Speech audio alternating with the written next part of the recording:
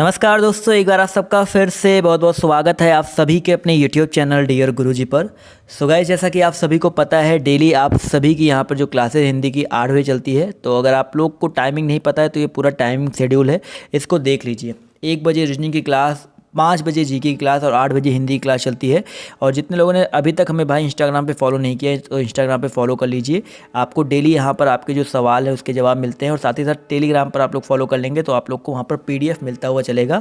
और अभी तक जिसने भाई हमें अनअकैडमी पर मेरी क्लासेस नहीं ले पाते हैं, नहीं ले रहे हैं, तो अनअकैडमी का ऐप डाउनलोड कीजिए। यहाँ पर ये इंडिया का लार्जेस्ट लर्निंग प्लेटफॉर्म है। यहाँ पर आप सभी को डेली जो है क्लासेस आपकी प्रोवाइड की जा रही है, मेरे द्वारा भी तैयारी करवाई जा रही है। और साथ ही साथ यहाँ पर आप देख सकते हैं और भी बहुत सारे एजुकेटर्स हैं जो कि लगातार उनके नए नए बैच जो है प्लस में भी आ रहे हैं, स्पेशल में भी आ रहे हैं। तो इन सभी बैचेज को ज्वाइन करने के लिए सिर्फ आपको एक सिंपल सा कोड यूज करना है, डियर गुरुजी। इस कोड की यूज़ से फ्री वाली क्लासेस आप लोग बिल्कुल फ्री में अनलॉक कर पाएंगे और जो आपकी प्लस वाली क्लासेस हैं उन पर 10% का डिस्काउंट मिल जाएगा। तो ये चीज़ आप लोग यहाँ पर याद रखिएगा। तो चलिए दोस्तों, आज की इस क्लास को स्टार्ट करते हैं। सभी लोग रेडी हैं, प्रिपेयर हैं? सभी लोग फटाफट कमेंट करके यहाँ पर बताते हुए चलेंगे। तो पहला क्वेश्चन आप सबके सामने ये रहा, मिथिलेश कुमारी बताइए किन्हें कहते हैं? मिथिलेश कुमारी किन्हें कहते हैं? पहला ऑप्शन क्वेश्चन है। तो जवाब देखिए यहाँ पर आना शुरू हो गया। तो बिल्कुल करेक्ट जवाब दोस्तों यहाँ पर सीता जी को कहा जाता है। मिथिलेश कुमारी मिथिला के राजा जनक की पुत्री अर्थात सीता जी को कहा जाता है। इसका और भी पर्यायवाची हम अगर बोले तो वैदेही कहते हैं इनको, जानकी कहते हैं, जनक सुता कहते हैं, भूमिजा रामप्रिया कहते हैं। ये सब नाम से हम लोग इनको जानते हैं। चलिए आते हैं अगले क्वेश्चन पर। तो अगला क्वेश्चन आपका यहाँ पर कह रहा है कि सख्य भाव मिश्रित अनुराग को कहा जाता है। बहुत ही इंपॉर्टेंट क्वेश्चन है, सख्य भाव मिश्रित अनुराग को कहा जाता है। चलिए जवाब देखिए यहाँ पर आना शुरू हो गया है। तो याद रखिएगा दोस्तों, सख्य भाव मिश्रित अनुराग को क्या कहा जाता है? यहाँ पर प्रणय कहा जाता है। तो ऑप्शन नंबर जिसका ए है प्रणय, वो यहाँ पर बिल्कुल करेक्ट हो जाएगा। तो जितने भी साथी यहाँ पर ऑप्शन नंबर ए बोल रहे हैं वो लोग यहाँ पर बिल्कुल करेक्ट हैं। जी हाँ, इसका PDF देखिए, अभी तक मैंने 2-3 PDF पेंडिंग हो गए हैं, बट अभी करंट अफेयर और PDF मैंने आपको दे दिया है। अब जो भी PDF मैं आपको दे दूंगा तो बस आपको करना क्या है, वेबसाइट पर और हमारे टेलीग्राम पर आपको फॉलो करते रहना है। एक साथ मैं आपको जो PDF है दे दूंगा, उसकी टेंशन मत लीजिए। चलिए इसका जवाब देखिए, यहाँ पर सभी लोगों ने दे दिया था। भैया क्या कहा जाता है सख्य भाव मिश्रित अनुराग को? जवाब तो दे ही दिया था प्रणय। आते हैं अगले क्वेश्चन पर। तो अगला क्वेश्चन आपका यहाँ पर कह रहा है, आभ्यंतर का सही अर्थ क्या है? सभी लोग जवाब दीजिए, आभ्यंतर का सही अर्थ क्या है? चलिए बहुत ही अच्छा प्यारा क्वेश्चन है और जवाब देखिए यहाँ पर आना शुरू हो गया है। तो याद रखिएगा दोस्तों, आभ्यंतर का जो सही अर्थ है वो आपका किसी वस्तु के भीतरी भाग, यानी कि किसी वस्तु का जो भीतरी भाग होता है वो आपका आभ्यंतर कहलाता है। तो जितने भी लोग यहाँ पर ऑप्शन नंबर डी बोल रहे हैं वो लोग यहाँ पर बिल्कुल करेक्ट हैं। जी हाँ सर, बिल्कुल सही बात है। ऑप्शन नंबर जो इसका डी है वो यहाँ पर बिल्कुल करेक्ट हो जाएगा, किसी वस्तु का भीतरी भाग। आते हैं क्वेश्चन नंबर 4 की तरफ। तो आपसे कह रहा है अध्याहार का अर्थ क्या है? क्वेश्चन नंबर 4 आपसे कह रहा है अध्याहार, इसका अर्थ क्या है? चलिए देखते हैं कौन कौन जवाब दे रहा है यहाँ पर। तो चलिए जवाब देखिए आना शुरू हो गया है। तो अगर हम बात करते हैं अध्याहार के बारे में, तो अध्याहार का अर्थ होता है वाक्य में कर्ता और कर्म का जुड़ जाना। याद रखिएगा, बहुत इंपॉर्टेंट है, वाक्य में कर्ता और कर्म का जुड़ जाना, ये आपका क्या कहलाता है? अध्याहार कहलाता है। तो यहाँ पर ऑप्शन नंबर जो इसका सी है वो यहाँ पर बिल्कुल करेक्ट हो जाएगा। क्लियर है सर? जी हाँ, बिल्कुल मज़ा आ रहा है, अच्छा लग रहा है। तो यार वीडियो को लाइक करते हुए चलो। और स्पेशली अगर आप हिंदी के लिए अगर आपके मेरे चैनल से जुड़ना चाहते हैं तो सेकंड चैनल को सब्सक्राइब कर लो। वहाँ पर हिंदी, करंट अफेयर, बहुत सारी चीज़ें मैं आपको हर एग्जाम्स के लिए प्रोवाइड करवा रहा हूँ। आपके स्पेशली यूपी के जो एग्जाम्स होते हैं उनके लिए दे रहा हूँ। तो नीचे लिंक दिया गया सेकंड चैनल का, वहाँ पर आप जुड़ सकते हैं। बहुत ही इंपॉर्टेंट चीज़ें वहाँ पर आपको देखने को मिलेंगी। चलिए आते हैं अगले क्वेश्चन पर। क्वेश्चन नंबर आपका 5 कह रहा है यहाँ पर, कीर शब्द का अर्थ क्या है? चलिए बताइए सर, कीर शब्द का अर्थ क्या है? क्वेश्चन नंबर 5 आपसे कह रहा है और जवाब देखिए यहाँ पर आना शुरू हो गया है। तो अगर हम बात करते हैं कीर शब्द के बारे में, तो दोस्तों कीर शब्द का अर्थ देखिए, सी जवाब आ रहा है। कुछ लोग अलग जवाब दे रहे हैं, बट याद रखिएगा कीर का मतलब होता है तोता। कीर शब्द का अर्थ क्या होता है? तोता। या कीर के और भी अन्य अर्थ होते हैं, कश्मीर राज्य, कश्मीर का निवासी, ये भी होता है कीर का मतलब। तो कभी मान लीजिए तोता नहीं आता है, वो आता है, तो आप वो जवाब दे सकते हैं। तो ऑप्शन सी यहाँ पर बिल्कुल करेक्ट हो जाएगा। चलिए आते हैं क्वेश्चन नंबर 6 की तरफ। तो क्वेश्चन नंबर 6 आपसे कह रहा है शकल, शकल का अर्थ क्या है? चलिए क्वेश्चन नंबर 6 का सभी लोग जवाब दीजिए, शकल का अर्थ क्या है? चलिए क्वेश्चन नंबर 6 का जवाब देखिए आना शुरू हो गया है। संपूर्ण कुछ लोग बोल रहे हैं, कुछ लोग टुकड़ा बोल रहे हैं। देखिए एक शकल होता है, जो आपका ये वाला शकल होता है इसका मतलब होता है संपूर्ण, लेकिन जो ये वाला शकल होता है इसका मतलब होता है टुकड़ा। तो जो लोग यहाँ पर बी बोल रहे हैं वो लोग यहाँ पर करेक्ट हैं, तो बी वाले यहाँ पर सिर्फ करेक्ट हैं, ये चीज़ ध्यान दीजिएगा। क्लियर है सर, बहुत ही इंपॉर्टेंट क्वेश्चन है, ध्यान से हर क्वेश्चन को देखते हुए चलिएगा। चलिए आते हैं अगले क्वेश्चन पर। तो अगला क्वेश्चन आपका यहाँ पर कह रहा है आश्रित का अर्थ क्या है, बताइए सर, आश्रित का अर्थ क्या है। चलिए क्वेश्चन नंबर 7 का जवाब दीजिए सभी लोग। 7 का जवाब देखिए यहाँ पर आना शुरू हो गया। तो याद रखिएगा आश्रित जो है इसका मतलब होता है खाया हुआ। याद रखिएगा, जितने लोग यहाँ पर बोल रहे हैं आश्रित मतलब खाया, देखिए ये बड़ा सा है तो यहाँ पर इसका खाया हुआ हो जाएगा। लेकिन यही मान लीजिए आपका आश्रित कुछ इस तरह से लिखा होता, मान लीजिए आपका ये वाला आश्रित लिखा होता तो इसका मतलब होता है काला। क्लियर है, तो आश्रित मतलब खाया हुआ, आश्रित मतलब काला, तो दोनों में अंतर ध्यान दीजिएगा, बहुत ही इंपॉर्टेंट चीज़ें हैं। क्लियर है सर, मज़ा आ रहा है। वीडियो को लाइक करते हुए चलो शेयर करो यार, कम से कम पहुंचा दो, 100-200 लोग तक कम से कम पहुंचा ही दो, इतना तो आप लोग कर ही सकते हो। क्लियर है, चलिए आते हैं क्वेश्चन नंबर 9 की तरफ। तो क्वेश्चन नंबर 8 की तरफ। तो यहाँ पर कह रहा है बेमेल शब्द का चयन कीजिए। बेमेल शब्द का चयन करना भाई, आभूषण, अलंकार, जेवर और नागर, इनमें आपको बताना है कौन सा अलग है। तो चलिए जवाब देखिए यहाँ पर आना शुरू हो गया है। तो अगर हम बात करते हैं यहाँ पर ऑप्शन डी के बारे में, जो भी लोग यहाँ पर ऑप्शन नंबर डी बोल रहे हैं नागर, वो यहाँ पर बेमेल हो जाएगा। क्यों सर, क्योंकि यहाँ पर बेमेल क्योंकि आभूषण, अलंकार, जेवर ये आपके समानार्थी है, लेकिन नागर जो है आपका बिल्कुल अलग है, तो इसलिए ऑप्शन नंबर जो इसका डी है वो करेक्ट हो जाएगा। चलिए दोस्तों आते हैं क्वेश्चन नंबर 9 की तरफ। तो क्वेश्चन नंबर 9 आपसे कह रहा है कि वलय शब्द का अर्थ चिन्हित कीजिए। बताइए सर, वलय शब्द का अर्थ चिन्हित करना है आप सभी को। चलिए वलय का मतलब सबको पता है, बिल्कुल सही जवाब आ रहा है। कुछ लोग वृक्ष की छाल सोच रहे हैं, बट नहीं सर, वृक्ष की छाल नहीं होता है। वलय का मतलब होता है कुल मिलाकर के गोलाकार घेरा। तो जो लोग यहाँ पर ऑप्शन नंबर बी बोल रहे हैं वो लोग यहाँ पर बिल्कुल करेक्ट हैं, तो ऑप्शन बी यहाँ पर बिल्कुल करेक्ट हो जाएगा। चलिए सर आते हैं क्वेश्चन नंबर 10 पर। तो क्वेश्चन नंबर 10 कह रहा है अतः शब्द का समानार्थी शब्द पहचानिए। बताइए सर, अतः शब्द का समानार्थी शब्द क्या होगा। क्वेश्चन नंबर 10 का जवाब दीजिए सभी लोग। 10 का जवाब देखिए यहाँ पर आना शुरू हो गया। जी हाँ बिल्कुल, आवाज़ तो क्लियर आ रही है आई होप। तो अतः शब्द का जो समानार्थी होता है वो होता है आपका क्या, अतएव। तो जितने भी लोग यहाँ पर ऑप्शन नंबर बी जवाब दे रहे हैं वो लोग यहाँ पर बिल्कुल करेक्ट हैं। जी हाँ सर, अतएव यहाँ पर बिल्कुल करेक्ट है। क्लियर है, चलिए आते हैं अगले क्वेश्चन पर। तो अगला क्वेश्चन आपका यहाँ पर क्या कह रहा है यार, अगर आपने अभी तक लाइक नहीं किया वीडियो को तो लाइक करते हुए चलो। क्वेश्चन नंबर 11 कह रहा है अतियुक्ति का सर्वाधिक उपयुक्त अर्थ क्या है। बताइए, अतियुक्ति का सर्वाधिक उपयुक्त अर्थ क्या हो जाएगा। चलिए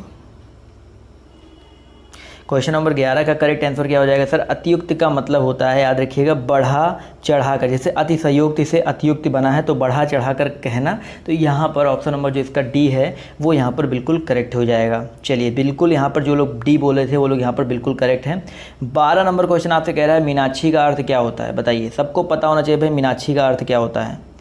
चलिए जवाब देते हैं 12 का कौन कौन दे रहा है यहाँ पर।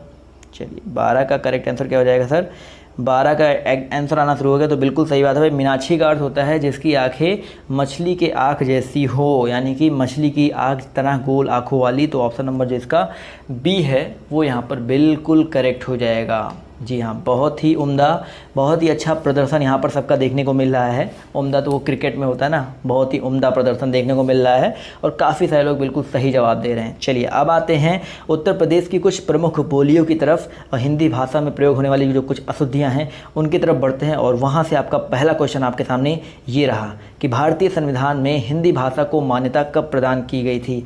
मोस्ट रिपीटेड क्वेश्चन है, आई होप इसका आंसर सबको पता होगा। बिल्कुल सही जवाब यहाँ पर सबका आ रहा है। तो भैया याद रखिएगा, यहाँ पर इसका जो करेक्ट आंसर हो जाएगा ऑप्शन नंबर ये ए, 14 सितंबर 1949। बिल्कुल सही जवाब यहाँ पर आ रहा है। तो 100% लोगों ने यहाँ पर इसका बिल्कुल सही जवाब दिया है। 14 सितंबर 1949 ईस्वी को भारतीय संविधान में हिंदी भाषा को मान्यता प्रदान की गई थी। चलिए आते हैं क्वेश्चन नंबर 2 की तरफ। तो आपसे यहाँ पर कह रहा है कि हिंदी भाषा को कौन सी लिपि में लिखा जाता है। सबको पता भाई हिंदी भाषा को कौन सी लिपि में लिखा जाता है, बिल्कुल करेक्ट जवाब भाई यहाँ पर देवनागरी लिपि। तो जितने लोग यहाँ पर आपका देवनागरी लिपि बोल रहे हैं वो लोग यहाँ पर बिल्कुल करेक्ट हैं। जी हाँ सर, देवनागरी लिपि में लिखा जाता है। क्लियर है सर। इसके अलावा पंजाबी भाषा को गुरुमुखी लिपि में लिखा जाता है।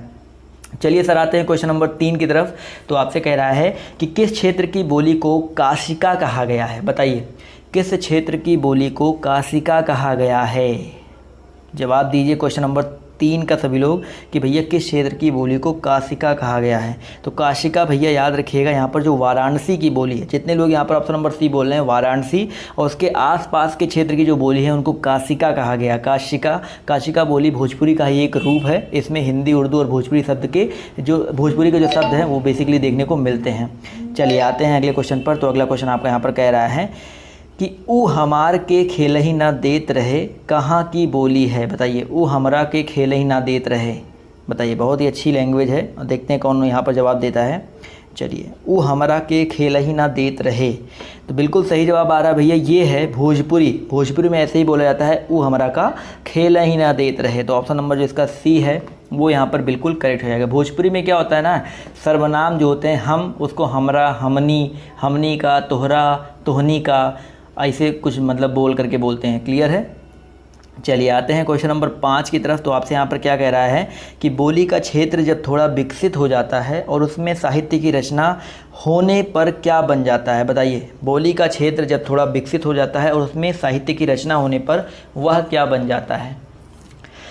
क्वेश्चन नंबर 5 बिल्कुल सही जवाब आ रहा है। तो बिल्कुल सही जवाब, बिल्कुल उम्दा जवाब। तो ऑप्शन नंबर जिसका बी है उपभाषा, वो यहाँ पर बिल्कुल करेक्ट हो जाएगा। देखो यार, इतने सारे लोग जुड़ रहे हो और आप लोग वीडियो को लाइक नहीं कर रहे हो, तो ये नहीं फेयर है। क्या यार, लाइक करने में आपका हाथ दर्द करने लगता है क्या यार? अगर आपको मैं फ्री में इतनी सारी चीज़ें दे रहा हूँ तो आप लोग लाइक तो कर ही सकते हो वीडियो को। अभी कुछ लोग यहाँ पर ऐसे भी होंगे कमेंट करेंगे, सर लाइक करने वाले अपने आप लाइक कर देते हैं, बट ऐसा नहीं है सर। मेरा काम है जो कहना वो मैं कहूँगा। आप लोग प्लीज़ अपनी एडवाइस अपने पास रखें। चलिए आते हैं क्वेश्चन नंबर 5 की तरफ, 6 की तरफ। कभी कभी कुछ गलत बोल जाता हूँ तो उसके लिए माफ़ी। 6 नंबर का जवाब दीजिए भाई, हिंदी भाषा की कितनी विख्यात बोलियाँ हैं। विख्यात बोलियों की बात कर रहा सर। वैसे तो आपकी हिंदी भाषा में 18 बोलियाँ हैं, बट विख्यात बोलियाँ याद रखिएगा आपकी 5 हैं। जी हाँ, बिल्कुल सही बात है। जो विख्यात बोलियाँ हैं वो आपकी 5 हैं। मारवाड़ी, कौरवी, ब्रजभाषा, अवधी और भोजपुरी, ये हिंदी की प्रमुख बोलियाँ हैं। समझ में आ गया ना? तो स्पष्ट है कि हिंदी भाषा की 5 विख्यात बोलियाँ हैं। समझ में आ रहा है ना सर? चलिए आते हैं अगले क्वेश्चन पर। तो अगला क्वेश्चन आपका यहाँ पर क्या कह रहा है कि ब्रज भाषा का विकास किस अपभ्रंश से हुआ है। बहुत ही इंपॉर्टेंट क्वेश्चन है, जवाब दीजिए सभी लोग कि ब्रज भाषा का जो विकास है किस अपभ्रंश से हुआ है।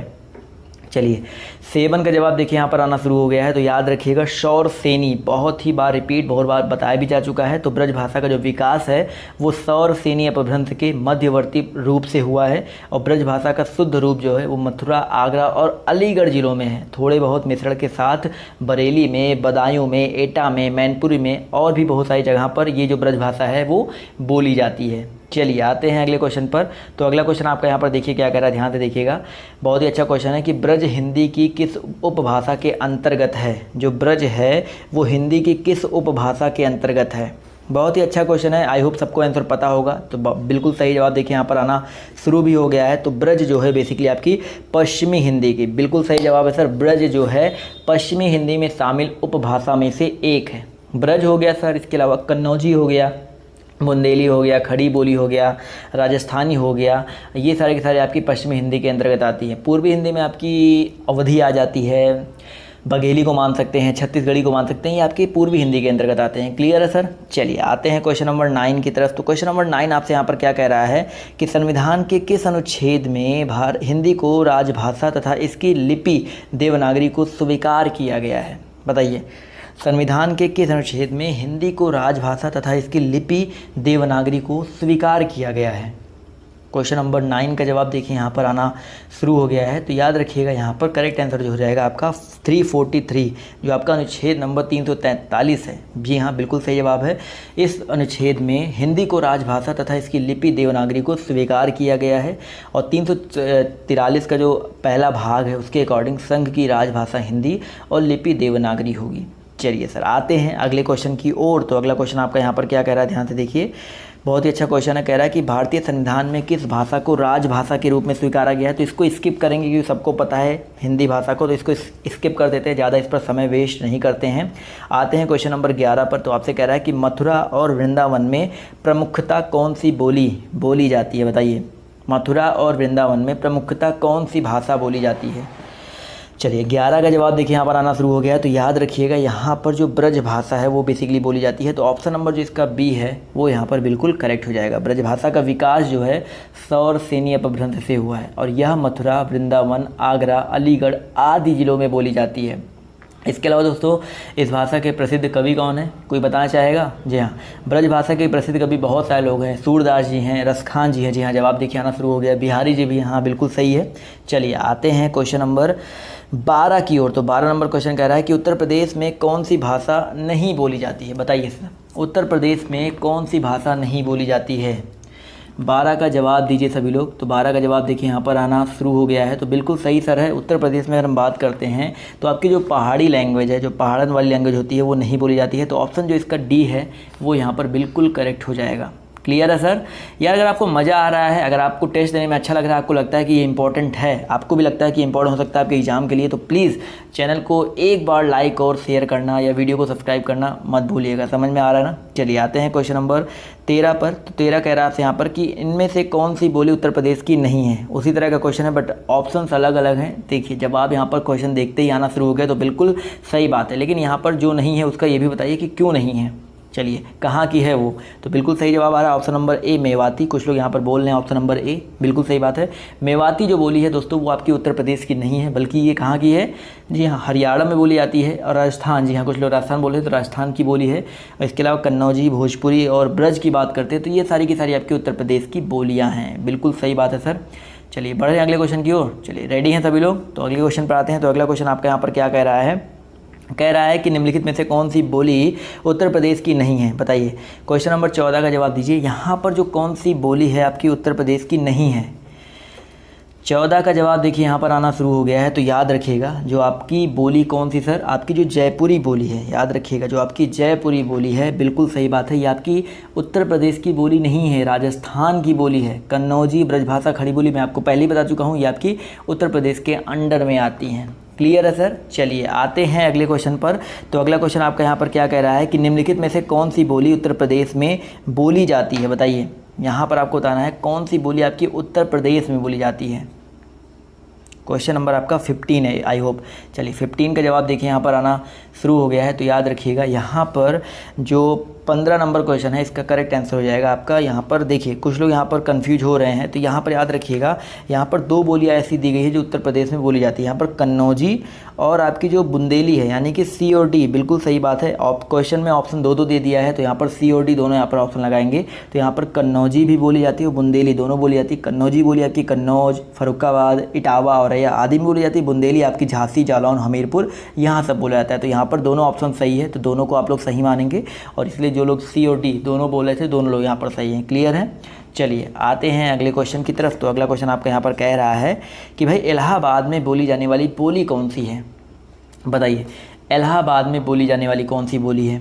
चलिए क्वेश्चन नंबर 16 का जवाब देखिए यहाँ पर आना शुरू हो गया है। तो याद रखिएगा सर, इलाहाबाद की अगर हम बात करते हैं तो इलाहाबाद में आपकी बिल्कुल सही अवधी बोली बोली जाती है। आपकी जो अवध वाला क्षेत्र है, इलाहाबाद, लखनऊ, आपका बस्ती हो गया, हम जहाँ रहते हैं मतलब फैजाबाद, अयोध्या, यहाँ पर बेसिकली आपकी अवधी बोली जो है बोली जाती है। क्लियर है सर? तो यहाँ पर जितने भी लोग ऑप्शन नंबर बी जवाब दे रहे हैं वो लोग यहाँ पर बिल्कुल करेक्ट हैं। चलिए सर आते हैं क्वेश्चन नंबर 16 के बाद 17 की तरफ। तो क्वेश्चन नंबर 17 आपसे कह रहा है कि कन्नड़ का संबंध किस भाषा परिवार से है? बताइए। कन्नड़ का जो संबंध है वो किस भाषा परिवार से है? देखिए यहाँ पर इतने लोग जुड़े हो, वीडियो का टेस्ट दे रहे हो, यानी वीडियो दे रहे हो, टेस्ट दे रहे हो, ऑनलाइन टेस्ट दे रहे हो, तो आप लोग वीडियो अगर आप पसंद आ रहा है तो प्लीज़ वीडियो को लाइक करते हुए चलना। और सेकंड चैनल पर ज़रूर विजिट करें, वहाँ पर और भी इंपॉर्टेंट चीज़ें आपको लगातार देखने को मिल रही होंगी। तो सेकंड चैनल पर अगर आप अभी तक नहीं जुड़े तो जाकर के जुड़ो यार, आपको बहुत मज़ा आने वाला वहाँ पर भी। चलिए यहाँ पर इसका जवाब देखिए आना शुरू हो गया 17 का। तो बिल्कुल सही जवाब है भाई, द्रविड़ भाषा परिवार का। कन्नड़ का जो संबंध है वो आपका द्रविड़ भाषा परिवार से है। क्लियर है? तो ऑप्शन नंबर जो इसका बी है वो यहाँ पर बिल्कुल करेक्ट हो जाएगा। चलिए आते हैं क्वेश्चन नंबर 18 की तरफ। तो क्वेश्चन नंबर 18 आपसे कह रहा है कि काजू शब्द का संबंध किस भाषा से है? बताइए। काजू जो शब्द है इसका संबंध बेसिकली किस भाषा से है? क्वेश्चन नंबर 18 का जवाब देखिए यहाँ पर आना शुरू हो गया है। तो याद रखिएगा जो काजू शब्द है इसका संबंध पुर्तगाली भाषा से है। बिल्कुल सही बात है। तो जितने भी लोग यहाँ पर पुर्तगाली बोल रहे हैं वो लोग यहाँ पर बिल्कुल करेक्ट हैं। क्लियर है सर? तो पुर्तगाली करेक्ट हो जाएगा। बढ़ेंगे, इस क्वेश्चन को स्किप करेंगे, अगले क्वेश्चन बढ़ेंगे। तो अगला क्वेश्चन आपका यहाँ पर कह रहा है हाड़ौती बोली कहाँ की है? अभी हाड़ौती बोली के बारे में एक ऑप्शन में आया था एक जगह, तो हाड़ौती बोली आपको बताना है बेसिकली है कहाँ की है। चलिए हाड़ौती बोली याद रखिएगा दोस्तों, आपकी ये पश्चिमी राजस्थान कुछ लोग बोल रहे हैं, बट यहाँ पर भैया पश्चिमी नहीं है, ये आपकी पूर्वी राजस्थान की है। तो जो लोग यहाँ पर ऑप्शन नंबर बी जवाब दे रहे हैं पूर्वी राजस्थान, वो लोग यहाँ पर बिल्कुल करेक्ट है। हड़ौती भाषा जो है पूर्वी व मध्य पूर्वी राजस्थान में बोली जाती है, और ये बोली जो है कोटा में, आप लोग गए हो अगर कभी, कोटा में, शाहपुर में, उदयपुर में ये बोली जाने वाली बोली है। चलिए आते हैं क्वेश्चन नंबर 20 की तरफ। तो आपसे कह रहा है गाजीपुर में बोली जाने वाली बोली है, गाजीपुर, बताइए। गाजीपुर सबको पता है कहाँ पड़ता है, यूपी ईस्ट, बिल्कुल सही बात है। तो भैया उत्तर प्रदेश में जो सर्वाधिक बोली जाने वाली बोली है आपकी भोजपुरी है, और यहाँ पर हम बात करते हैं जो पूर्वांचल ज़िले हैं वहाँ पर बेसिकली भोजपुरी ही बोली जाती है। तो आपका यहाँ पर ऑप्शन जो इसका बी है वो यहाँ पर बिल्कुल करेक्ट हो जाएगा। तो गाजीपुर में बोली जाने वाली जो बोली है वो आपकी कौन सी है सर, भोजपुरी है। तो जितने भी लोग यहाँ पर ऑप्शन नंबर बी जवाब दे रहे हैं वो लोग यहाँ पर बिल्कुल करेक्ट हैं। चलिए सर आते हैं अगले क्वेश्चन पर। तो अगला क्वेश्चन आपके यहाँ पर कह रहा है कि अंग्रेजी का हिंदी में अनुवाद करना है। बताइए, बहुत ही अच्छा क्वेश्चन है। इस तरह के क्वेश्चन आपके पेपर में आते हैं। कल का टॉपिक यही रहेगा, कल अंग्रेजी से हिंदी में अनुवाद वाले ही क्वेश्चन आपको देखने को मिलने वाले हैं। तो कल के टॉपिक को तो बिल्कुल मिस मत कीजिएगा। Disaster to environment is the biggest problem, जवाब दीजिए। जवाब देखिए यहाँ पर आना शुरू हो गया है। Disaster to environment is the biggest problem, तो बिल्कुल सही सर। पर्यावरण को हानि पहुंचाना आज की सबसे बड़ी समस्या है, बिल्कुल सही बात है सर। तो ऑप्शन नंबर जो इसका बी है वो यहाँ पर बिल्कुल करेक्ट हो जाएगा। पर्यावरण को हानि पहुंचाना आज की सबसे बड़ी समस्या है। चलिए सर आते हैं अगले क्वेश्चन पर। तो अगला क्वेश्चन आपका यहाँ पर देखिए क्या कह रहा है कि हिंदी भाषी राज्य के अंतर्गत कौन सा राज्य नहीं है। यहाँ पर 4 ऑप्शन दिए गए हैं। यहाँ पर बताइए कहाँ कौन सा राज्य हिंदी भाषी राज्य के अंतर्गत नहीं आता है। जवाब देखिए यहाँ पर आना शुरू हो गया है। तो बिल्कुल सही जवाब आ रहा है। उत्तर प्रदेश में भी लोग हिंदी बोलते हैं, बिहार में भी लोग हिंदी बोलते हैं, झारखंड में भी देखा जाए तो हिंदी, भोजपुरी ये सब बोली जाती है। बट आपकी महाराष्ट्र जो है, महाराष्ट्र बेसिकली आपका हिंदी भाषी राज्य के अंतर्गत नहीं बल्कि मराठी भाषी राज्य के अंतर्गत आने वाला राज्य है। समझ में आ गया ना। उत्तर प्रदेश, बिहार, झारखंड, मध्य प्रदेश, छत्तीसगढ़, हिमाचल प्रदेश, उत्तराखंड और कुछ बच रहा है क्या, यहाँ पर आप बेसिकली आपकी हिंदी बोली जाती है। दिल्ली सब जगह हिंदी बोली जाती है। चलिए आते हैं क्वेश्चन नंबर 22 के बाद 23 पर। तो 23 नंबर क्वेश्चन कह रहा है कि खड़ी बोली का प्रथम महाकाव्य कौन सा है। खड़ी बोली जो है इसका प्रथम महाकाव्य कौन सा है। चलिए खड़ी बोली का प्रथम महाकाव्य, यहाँ पर देखिए जवाब आना शुरू हो गया है। तो याद रखिएगा सर, आपका जो प्रिय प्रवास है, जो प्रिय प्रवास है खड़ी बोली का प्रथम महाकाव्य है। तो ऑप्शन नंबर जो इसका बी है वो यहाँ पर बिल्कुल करेक्ट हो जाएगा। क्लियर है सर, प्रिय प्रवास यहाँ पर बिल्कुल करेक्ट हो जाएगा। चलिए सर आते हैं क्वेश्चन नंबर 24 की तरफ। तो 24 नंबर क्वेश्चन कह रहा है कि छत्तीसगढ़ी किस भाषा की बोली है। जो छत्तीसगढ़ी है वो किस भाषा की बोली है। क्वेश्चन नंबर 24 का सभी लोग जवाब दीजिए। तो जवाब देखिए यहाँ पर आना शुरू हो रहा है धीरे धीरे। तो बिल्कुल सही बात है भाई, जो छत्तीसगढ़ी है वो आपकी पूर्वी हिंदी की बोली है। छत्तीसगढ़ी जो है आपकी पूर्वी हिंदी की बोली है। कुछ लोग यहाँ पश्चिमी बोल रहे हैं भाई, छत्तीसगढ़ी जो है आपकी, देखो पूर्वी हिंदी के अंतर्गत 3 बोली आती हैं, अवधी, बघेली और छत्तीसगढ़ी। तो छत्तीसगढ़ी आपका पूर्वी के अंदर में आता है, बहुत इंपॉर्टेंट है, याद रखिएगा। चलिए सर आते हैं अगले क्वेश्चन पर। तो अगला क्वेश्चन आपका यहाँ पर कह रहा है कि जयपुरी का स्थानीय नाम क्या है। बताइए जयपुरी का जो स्थानीय नाम है वो क्या है। चलिए क्वेश्चन नंबर 25 का जवाब दीजिए सभी लोग। जयपुरी का स्थानीय नाम क्या है। तो जवाब देखिए आना शुरू हो गया है। तो बिल्कुल सही है सर, ढूढ़ाड़ी। बहुत ही इंपॉर्टेंट क्वेश्चन है। ढूढ़ाड़ी जो है आपका वो जयपुरी का स्थानीय नाम है। तो इस ऑप्शन नंबर जो इसका सी है वो यहाँ पर बिल्कुल करेक्ट हो जाएगा। क्लियर है सर। चलिए बढ़ते हैं अगले क्वेश्चन की ओर। तो अगला क्वेश्चन आपका यहाँ पर कह रहा है कि हिंदी खड़ी बोली किस अपभ्रंश से विकसित हुई है। जवाब दिए सभी लोग। हिंदी खड़ी बोली किस अपभ्रंश से विकसित हुई है। जवाब देखिए यहाँ पर आना शुरू हो गया है। तो बिल्कुल सही जवाब आ रहा है सर। तो जो लोग यहाँ पर बोल रहे हैं कौन सा भैया, यहाँ पर जितने भी लोग बोल रहे हैं ऑप्शन नंबर कौन सा, बी, सौर सेनी, वो लोग यहाँ पर बिल्कुल करेक्ट हैं। तो हिंदी जो खड़ी बोली का विकास है वो आपका सौर सेनी अपभ्रंश से हुआ है। इससे विकसित अन्य बोलियाँ हैं। और कौन कौन सी बोलियाँ इससे विकसित हैं सर, पश्चिमी हिंदी है, राजस्थानी है, ब्रज भाषा है, ये सारी की सारी हिंदी खड़ी बोली का बेसिकली सौर सेनी अपभ्रंश से इनका विकास हुआ है। चलिए सर आते हैं अगले क्वेश्चन पर। तो अगला क्वेश्चन आपका यहाँ पर कह रहा है कि पूर्वी हिंदी क्षेत्र में कौन सी बोली नहीं बोली जाती है। बताइए पूर्वी हिंदी क्षेत्र में कौन सी बोली नहीं बोली जाती है। चलिए जवाब देखिए यहाँ पर आना शुरू हो गया है। तो याद रखिएगा क्वेश्चन नंबर 28 का जो करेक्ट आंसर है वो क्या हो जाएगा सर, पूर्वी हिंदी जो क्षेत्र है वो यहाँ पर आपकी जो जयपुरी है वो नहीं बोली जाती है। बिल्कुल सही बात है। अवधी, छत्तीसगढ़ी, बघेली ये पूर्वी हिंदी की 3 प्रमुख बोलियाँ हैं। बट जो आपका जयपुरी है ये बेसिकली आपका नहीं बोला जाता है। चलिए आते हैं क्वेश्चन नंबर 28 के बाद 29 पर। तो क्वेश्चन नंबर आपका 29 कह रहा है कि भाई कौन सी बोली बिहार की नहीं है, बताइए सर, कौन सी बोली जो है वो बिहार की नहीं है। 29 का जवाब देखिए यहाँ पर आना शुरू हो गया है। तो याद रखिएगा भैया, जो बिहार की है यहाँ पर कह रहा है कौन सी नहीं है, तो यहाँ पर जो जयपुरी बोली है, बिल्कुल फिर से वही सेम ऑप्शन जो इसका सी है जयपुरी, ये दोस्तों आपकी बिहार की बोली नहीं है। क्लियर है सर। तो अभी 2 टॉपिक मैंने आपको कवर करवाए। मैंने बताया ना, काफ़ी लोग कह रहे थे सर आप एक ही टाइप के क्वेश्चन करवा रहे हो, आप रैंडम क्वेश्चन नहीं करवाते हो, तो आज वो भी मैंने आप सबके लिए यहाँ पर सुविधा रखा है। अभी साइंस को थोड़ा सा अलग कर दे रहे हैं, साइंस के लिए मैं अलग वीडियो बना दूंगा, अलग लाइव टेस्ट ले लूँगा। तो अब बढ़ेंगे कुछ ऐसे क्वेश्चन की ओर जहाँ पर आपको कुछ रैंडम क्वेश्चन हिंदी के मिलेंगे। तो उसके लिए तैयार हो जाइए। 25 क्वेश्चन लगभग आपके यहाँ पर होने वाले हैं। 25 क्वेश्चन और बचे हैं, ध्यान से देखिए। पहला क्वेश्चन आपके सामने ये रहा कि भैया निम्नलिखित में से मौखिक अभिव्यक्ति का रूप है, बताइए निम्नलिखित में से मौखिक अभिव्यक्ति का रूप है। जवाब देखिए, यहाँ पर जवाब दीजिए। तो याद रखिएगा, बिल्कुल सही जवाब जो लोग यहाँ पर ऑप्शन नंबर डी बोल रहे हैं वो करेक्ट है भैया। जो आपका आशुभाषण है, आशुभाषण जो है वो मौखिक अभिव्यक्ति का एक रूप है। आशुभाषण का मतलब क्या होता है, जैसे क्या होता है ना कि जैसे आप भाषण देने जा रहे हो और भाषण के ठीक पहले आपको सब्जेक्ट यानी कि विषय बताया जाए, वो आपका आशुभाषण कहलाता है। यानी कि भाषण के जस्ट पहले, स्पीच के सब जस्ट पहले। समझ में आ रहा है ना। चलिए आते हैं अगले क्वेश्चन पर। तो अगला क्वेश्चन आपका यहाँ पर देखिए क्या कह रहा है। कह रहा है कि हिंदी भाषा में कितनी बोलियां हैं, बताइए सर। हिंदी भाषा में पूछ रहा है कितनी बोलियां हैं। अभी मैंने आपको एक क्वेश्चन में हिंट दिया था, तो प्रमुख रूप से तो आपकी 5 बोलियां हैं, लेकिन यहाँ पर टोटल बोलियां कितनी हैं, बिल्कुल सही जवाब आ रहा है 18 बोलियां। याद रखिएगा, हिंदी भाषा में कुल 18 बोलियां हैं, जिनको 5 उपभाषा में विभक्त किया गया है। पूर्वी हिंदी, पश्चिमी हिंदी, राजस्थानी हिंदी और पहाड़ी हिंदी, और इसके अलावा और कौन सा, बिहारी हिंदी। तो ये टोटल 5 उपभाषा में बदला गया है। क्लियर है, विभक्त किया गया है। चलिए सर आते हैं क्वेश्चन नंबर 3 की तरफ। सभी लोग जवाब दीजिए कि भैया भारतेंदु युग में निकलने वाली पत्रिका युग्म कौन सी है। भारतेंदु युग में निकलने वाली जो पत्रिका युग्म है वो कौन सी है, जो ऐसी कौन सी पत्रिका युग्म है जो आपका भारतेंदु युग में निकलता था। चलिए जवाब देखिए, यहाँ पर आना शुरू हो गया है। तो जी हाँ, करवा चुका हूँ पहले, कोई बात नहीं, आपका रिपीट ही होगा। तो याद रखिएगा ऑप्शन नंबर जिसका ए है कवि वचन सुधा और हिंदी प्रदीप।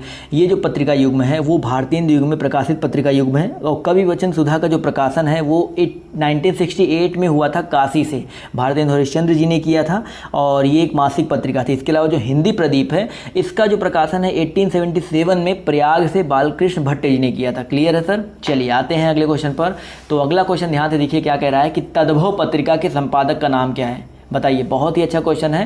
तद्भव पत्रिका, इसके इस संपादक के नाम बताइए। 4 का आंसर देखिए यहाँ पर आना शुरू हो गया। तो बिल्कुल सही बात है, जो तद्भव पत्रिका है इसके संपादक कौन है, अखिलेश जी हैं। तो यहाँ पर जो ऑप्शन नंबर डी है वो यहाँ पर बिल्कुल करेक्ट हो जाएगा। ये जो है लखनऊ से प्रकाशित होने वाली पत्रिका थी, और यह एक मासिक पत्रिका है जो मूलतः आधुनिक रचनाशीलता पर आधारित है। क्लियर है, बहुत ही इंपॉर्टेंट क्वेश्चन है। आते हैं क्वेश्चन नंबर 5 की तरफ।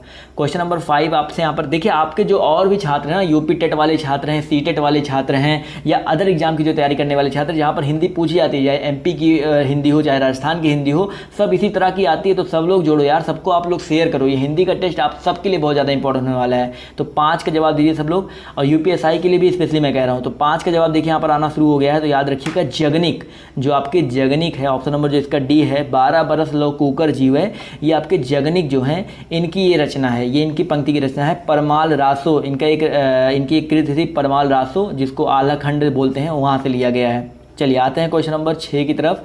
तो क्वेश्चन नंबर आपका 6 कह रहा है कि निम्नलिखित में से भैया किस देश में हिंदी भाषा का प्रयोग लिखने और बोलने में किया जाता है।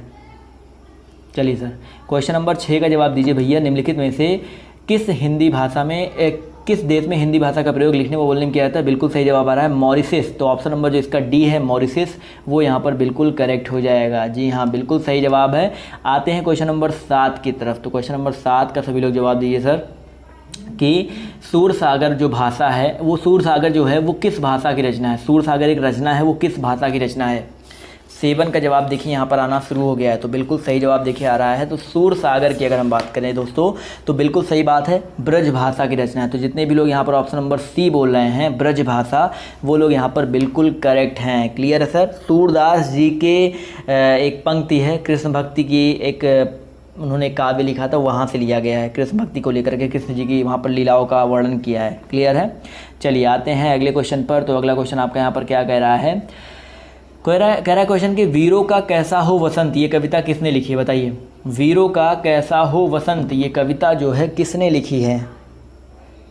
जी हाँ, कुछ लोग बोल रहे हैं हैप्पी टीचर्स डे, मैंने ध्यान नहीं दिया। तो भैया सबको दिल से बधाई, और आप सब भी एक टीचर हो, आप सब से भी बहुत कुछ सीखने को मिलता है यार। ये ज़िंदगी ना, ज़िंदगी सबसे बड़ा जो अध्यापक है वो ज़िंदगी है। ज़िंदगी हमको बहुत कुछ सिखाती है, समझ में आ रहा ना। तो सबसे पहले तो आप जो ये लाइफ हमको मिली है इसको आप बोलो हैप्पी टीचर्स डे। क्लियर है। चलिए क्वेश्चन नंबर 8 का जवाब देखिए, यहाँ पर आना शुरू हो गया है। तो यहाँ पर जो इसका करेक्ट आंसर हो जाएगा सुभद्रा कुमारी चौहान। तो वीरों का कैसा हो बसंत, ये कविता सुभद्रा कुमारी चौहान ने लिखा। यार मज़ा आ रहा है तो आप प्लीज़ वीडियो को लाइक करो, जिससे हमारा भी दिल गार्डन गार्डन हो जाए। जी हाँ, समझ, दिल बाग बाग कर दो मेरा भी, आप लोग वीडियो को लाइक करके और ज़्यादा से ज़्यादा शेयर करके। समझ में आ रहा है ना। चलिए क्वेश्चन नंबर 9 कह रहा है आपसे यहाँ पर कि निम्नलिखित में से कौन सी व्याकरण और वर्तनी से शुद्ध भाषा कहलाती है। जवाब दो यार, जल्दी जल्दी जवाब दो कि यहाँ पर व्याकरण और वर्तनी से शुद्ध भाषा कहलाती है। जवाब देखिए यहाँ पर आना शुरू हो गया है। तो मानक भाषा बिल्कुल सही जवाब है, मानक भाषा। यहाँ पर ऑप्शन जो इसका डी है वो यहाँ पर बिल्कुल करेक्ट हो जाएगा। जो मानक भाषा है वो जवाब जो व्याकरण और वर्तनी से शुद्ध भाषा कहलाती है। आते हैं अगले क्वेश्चन पर। तो अगला क्वेश्चन आपका यहाँ पर कह रहा है निम्नलिखित में से कौन सा रासो आल्हा खंड के नाम से प्रसिद्ध है। देखिए ये मैंने आपको अभी एक क्वेश्चन में हिंट दिया था। कौन सा रासो सर, बिल्कुल सही जवाब आ रहा है परमाल रासो। किसके द्वारा कृत है, जगनिक के द्वारा। तो याद रखिएगा जो आल्हा खंड है ये परमाल रासो के नाम से प्रसिद्ध है, और आपका बेसिकली ये जगनिक द्वारा लिखा गया है, ये रचना की गई है। क्लियर है। चलिए सर आते हैं अगले क्वेश्चन की तरफ। तो अगला क्वेश्चन आपका यहाँ पर क्या कह रहा है, ध्यान से देखिएगा। निमिष शब्द का पर्यायवाची क्या है। निमिष शब्द का, चलिए निमिष शब्द का पर्यायवाची जवाब दीजिए सभी लोग। जवाब देखिए यहाँ पर आना शुरू हो गया है। तो बिल्कुल, जी हाँ, बिल्कुल करेक्ट जवाब आ रहा है। तो अगर हम बात करते हैं निमिष के बारे में, तो निमिष का जो मतलब होता है वो होता है क्या आपका क्षण या पल। तो ऑप्शन नंबर जो इसका डी है, क्षण या पल, वो यहाँ पर बिल्कुल करेक्ट हो जाएगा। क्लियर है सर, मज़ा आ रहा है। तो बढ़ते हैं क्वेश्चन नंबर 17 की तरफ। तो क्वेश्चन नंबर 17 आपसे कह रहा है कि मुझसे उठा नहीं गया, इस वाक्य में वाच्य क्या है बताइए।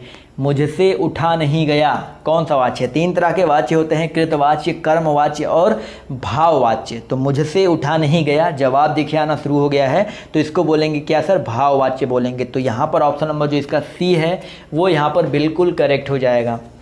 चलिए सर आते हैं क्वेश्चन नंबर 18 की तरफ। तो क्वेश्चन नंबर 18 कह रहा है जिसकी पूर्व से कोई आशा ना हो उसके लिए एक शब्द क्या है। भैया जिसकी पूर्व से कोई आशा ना हो उसके लिए एक शब्द है। क्वेश्चन नंबर 18 का जवाब देखिए यहाँ पर आना शुरू हो गया है। वाक्यांश के लिए एक शब्द है, और यहाँ पर याद रखिएगा कुछ लोग यहाँ पर बोल रहे हैं अनाहूत, कुछ लोग बोल रहे हैं अप्रत्याशित। तो यहाँ पर जितने भी लोग यहाँ पर बोल रहे हैं अप्रत्याशित, उसका मतलब होता है जिसकी पूर्व से कोई आशा ना हो। चलिए सर आते हैं क्वेश्चन नंबर 19 की तरफ। तो आपसे यहाँ पर कह रहा है गोधूम शब्द का तद्भव क्या है। बताइए सर, गोधूम शब्द का तद्भव क्या है। चलिए क्वेश्चन नंबर 19 का जवाब देखिए यहाँ पर आना शुरू हो गया। तो याद रखिएगा सर जो गोधूम शब्द है इसका, माफ़ कीजिएगा, इसका तद्भव क्या है सर, गेहूं है।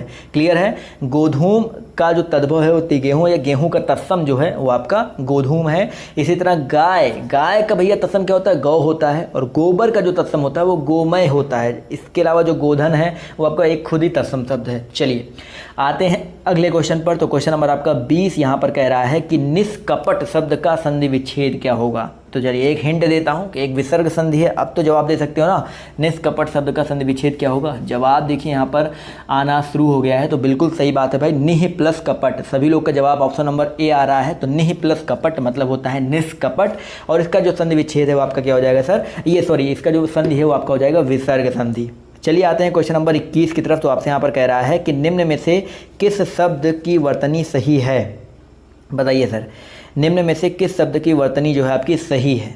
चलिए जवाब देखिए, अनुगृहीत का जवाब आना शुरू हो गया। और बी तो बिल्कुल सही जवाब है। जो अनुगृहीत है ये बिल्कुल शुद्ध शब्द वाला वर्तनी है। क्लियर है सर। तो ऑप्शन नंबर जो इसका बी है वो यहाँ पर बिल्कुल करेक्ट हो जाएगा। चलिए सर आते हैं क्वेश्चन नंबर 22 की तरफ। तो क्वेश्चन नंबर आपका 22 कह रहा है कि अपेक्षा का विशेषण रूप क्या है।